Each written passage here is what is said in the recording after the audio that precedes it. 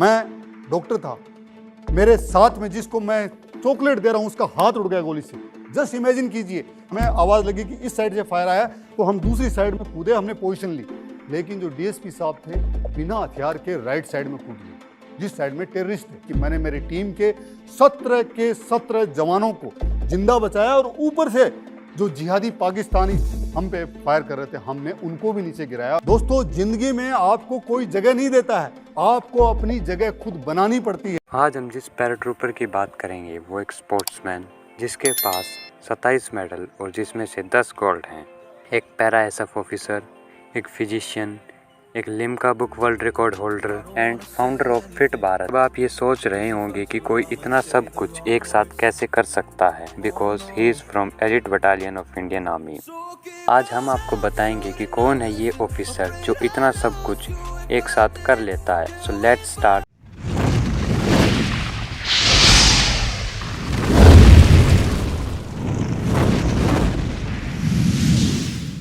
जय हिंद दोस्तों, मेरा परिचय, मैं हिंदुस्तान का एक बहुत ही प्राउड सिटीज़न जिसको लोग मेजर सुरेंद्र पुनिया के नाम से जानते हैं और मेरे दोस्त मुझे सनी पुनिया कह के पुकारते हैं। जिस ऑफिसर की हम इंट्रो से पहले बात कर रहे थे वो हमारे मेजर सुरेंद्र पुनिया हैं। मेजर सुरेंद्र पुनिया का जन्म 1 जनवरी 1977 को राजपुरा सिक्कर राजस्थान में हुआ। मेजर सुरेंद्र पुनिया ने अपनी स्कूलिंग जवाहर नवोदय विद्यालय पटना और फिर सीकर राजस्थान से की। स्कूलिंग के बाद आर्म्ड फोर्सेस मेडिकल कॉलेज से ग्रेजुएशन के बाद इन्होंने अगस्त 2001 में आर्मी मेडिकल कॉर्प में कमीशन प्राप्त किया। उसके बाद इन्होंने प्रेसिडेंट्स बॉडीगार्ड में अपनी सर्विस दी, फिर स्पेशल फोर्सेस और फिर United nation peace keeping mission Congo में भी अपनी सर्विस दी। स्पेन, आयरलैंड और टर्की में इंडिया को वर्ल्ड चैंपियनशिप में रिप्रेजेंट किया, जहां पर मेजर सुरेंद्र पुनिया ने कुल 27 मेडल जीते, जिनमें से 10 गोल्ड थे। Major Surendra Punia first Indian power lifter हैं जिन्होंने लगातार 4 बार वर्ल्ड चैंपियनशिप्स में गोल्ड जीता था, 2010 से 2013 तक। 2012 में इनको विशिष्ट सेवा मेडल से सम्मानित किया गया by the honourable president of India. इसके अलावा रिलायंस बिग एफएम ने 2013 में इनको मोस्ट एंटरटेनिंग स्पोर्ट्समैन का अवार्ड दिया। साथ ही इनके पास Limca book record for most international sports medal won by Indian doctor भी है। इन्होंने इंडियन आर्मी की बहुत सी प्रेस्टिजियस यूनिट में अपनी सर्विस दी है, जैसे the president's bodyguard, 10 para SF, 2 para SF, 5 para और 60 पैरा फील्ड हॉस्पिटल। ये था दोस्तों मेजर सुरेंद्र पुनिया के बारे में। एक दिन शाम को कर्नल साहब जो कि हॉस्टल वार्डन थे वो कैडेट से मिलने के लिए आए और उन्होंने बहुत प्यार से पूछा, कोई तकलीफ, सब ठीक तो है ना, किसी की कोई तकलीफ हो तो बताइए। और उन्होंने इतने प्यार से पूछा कि जो बहुत सारे जो कैडेट्स थे वो रोने लगे, अपनी अपनी शिकायतें बताने लगे कि सर खाना नहीं मिल रहा टाइम पे, बहुत कम टाइम मिलता खाने का, सीनियर्स तंग करते हैं, सीनियर्स बहुत भगाते हैं, सीनियर्स बहुत एक्सरसाइज करवाते हैं, सीनियर्स सोने नहीं देते, सीनियर्स ये नहीं करने देते। उन्होंने सबकी बातें सुनी और उसके बाद में उन्होंने सारे सीनियर्स को बुलाया और बुला के कहा कि इनकी इतनी शिकायतें, इनकी शिकायतें दूर कीजिए। हमें लगा कि हमारी शिकायतें दूर होने वाली हैं और उसके बाद में उस रात को 8 बजे से लेके सुबह जब तक पीटी हो रही थी तब तक हर बैच सीनियर्स का आ रहा था और हमारा रगड़ा लगे जा रहा था। दौड़ना, भागना, फ्रंट रोल, क्रोलिंग। उसके बाद में मुझे एहसास हुआ कि शिकायतों का जिंदगी में कोई वैल्यू नहीं है। हर आदमी के पास शिकायतें हैं, आप अपनी शिकायतें अपने पास रखिए। If you are in the system then you have to adopt to that system. अगर आप सेना में आए हो, किसी ने आपको न्योता दे के नहीं बुलाया है, अगर आए हो तो सेना की परंपराएं, सेना के तौर तरीके, सेना का डिसिप्लिन, सेना के जो एथिक्स हैं उनको आपको फॉलो करना पड़ेगा। Face the music man, face the music. उसके बाद में मैंने मेरी लाइफ में एक नियम बनाया कि कभी कोई शिकायत नहीं करनी है। जो भी होगा, चाहे मुश्किल होगा, चाहे टाइम लगेगा, चाहे हार्ड वर्क करना पड़ेगा, चाहे परेशानी होगी, लेकिन शिकायत नहीं करनी।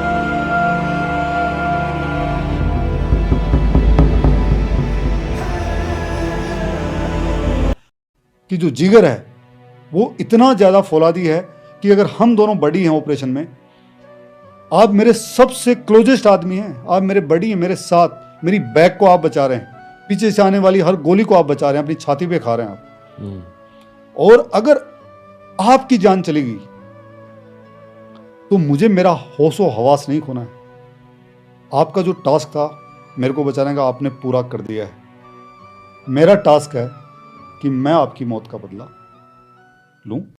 सबको अपने बच्चों को नाम रखने का हक है, लेकिन तैमूर कोई रखता है तो दर्द होता है। तैमूर नाम रखा नहीं गया है, यह आपको बताया गया है, यह आपको बताया गया है कि वो कौन आदमी था तैमूर, जिसने आपके पूर्वजों के गले काटे और जब 1.25 मन जनेऊ इकट्ठी होती थी तब वो खाना खाता था। जब कोई औरंगजेब की कब्र पे जाके बोलता है कि वो अलामा है, वो हमारे इस्लाम के वो हैं, इस देश का अगर नागरिक बोलता है तो वो सिर्फ औरंगजेब के लिए नहीं बोल रहा है, वो हमारे गांवों को चीर के उसमें नमक मिर्ची ठूस रहा है। और अगर हम चुप बैठे हैं तो ये दोष हमारा है, उनका नहीं है। यहाँ पे जो एक नैरेटिव है भारत प्रथम राष्ट्र प्रथम, जो सुशांत भाई ने कहा, एक नैरेटिव वो है, उसका समर्थन करने वाले सोशल मीडिया इन्फ्लुएंसर नहीं है। मैं दोबारा बोल रहा हूं, वो सोशल मीडिया इन्फ्लुएंसर नहीं है, आप उनको छोटा साबित कर रहे हैं। वो सारे के सारे धर्म रक्षक और भारत रक्षक हैं वो। और जो इस देश के खिलाफ, जो इस देश की संस्कृति के खिलाफ, यहां की परंपराओं के खिलाफ, इस झंडे के खिलाफ, इस देश की संप्रभुता के खिलाफ जो काम कर रहे हैं सोशल मीडिया पे, वो राष्ट्र विध्वंसक हैं। उनको आप दूसरी साइड के सोशल मीडिया इन्फ्लुएंसर मत बोलिए। वो अपने नैरेटिव पर अड़े हुए हैं, उनकी नजर में उनका नैरेटिव सही है। उनको आपसे, मैं आज अभी एक हमारे साथी से कह रहा था मैं, कि अगर आज देश का सबसे बड़ा जो मॉडल है, प्राइम मिनिस्टर भी अगर समुद्र मंथन कर दें, 10 बार कर दें, 10 बार उसमें विष निकल जाए और 10 बार उनके लिए पी लें, तो भी वो ये कहेंगे कि ये लोग फांसीवादी हैं, ये देश को तोड़ने में लगे हुए हैं, देश को हिंदू राष्ट्र बनाने में लगे हुए हैं। कुछ नहीं कर सकते आप। जो ब्रेन की जो सेटिंग है ना, जब गाड़ी चलाते हो, कुछ गाड़ियों में आजकल आता है ना स्पीड फिक्स कर देते हो, उनकी फिक्स हो रखी है भाई, आप कुछ नहीं कर सकते उसमें, वो चलेगा, ऐसे ही चलेगा। बात यह है कि क्या आप उनके से लड़ने लायक हैं। मैं और अंशुल बात कर रहे थे कि सोशल मीडिया पे 2 चीजें चलती हैं, एक फैंटेसी और एक फैक्ट्स। गलतियां हमसे भी होती हैं, और आप में से कुछ ऐसे साथी हैं, जब कई बार हम कुछ पोस्ट करते हैं भावावेश में या जल्दीबाजी में, तो जो हमें पता नहीं होता है कि ये सही है, तो वो मैसेज करके, फ़ोन करके बोलते हैं कि साहब ये वाला सही नहीं, ये वाला है, तो हम उसको डिलीट करते हैं, माफ़ी मांगते हैं। माफ़ी मांगने में कोई छोटा नहीं होता, क्योंकि सोशल मीडिया पे अगर हमें नैरेटिव तय करना है तो फैंटेसी के आधार पे नहीं, फैक्ट्स के आधार पे करना है। अगर आपने अपनी बात फैक्ट्स के आधार पे रखी तो हम ये नैरेटिव जीतेंगे। लेकिन आज अभी क्या हो रहा है, अभी तो हम रिएक्शनरी मोड में, वो खेलते हैं कबड्डी, वो जब खेल के चले जाते हैं, हम खेलने पूछते हैं, तब हम क्या करते हैं, वापस पाला वाला मान बनाते हैं, यार इधर रेत वेत ऐसे कर दी, तब तक वो दूसरे मैदान में दूसरा गेम खेल रहे होते हैं, वो वहां आग लगा देते हैं, वो वहां तक हम पूछते हैं, फिर वो तीसरी जगह आग लगा देते हैं। क्योंकि उनका जो यूनिटी है, उनका जो प्रतिबद्धता है अपने कोज के लिए, वो इतनी ज्यादा स्ट्रॉन्ग है कि उसको आप तोड़ नहीं पा रहे हैं। उसका कारण क्या है? उसका कारण है कुछ हमें सोशल मीडिया का थोड़ा सा शायद नॉलेज नहीं है कि ये कैसे काम करता है। दूसरा, शायद हम यूनाइटेड नहीं हैं इसलिए। और तीसरा, हमारे पीछे कोई बहुत बड़ा फंडिंग या पावर नहीं है। उनको फंडिंग मिलती है इस चीज़ की कि वो चरस पिएं, गांजा पिएं, देश के खिलाफ लगें, वो देश के खिलाफ नारे लगाएं, इस चीज़ के पैसे मिलते हैं। और अगर आप इतनी तेज भारत माता की जय बोल रहे हो तो आपको सिर्फ सांस के अलावा, पानी के अलावा मैं कुछ नहीं दे सकता भाई।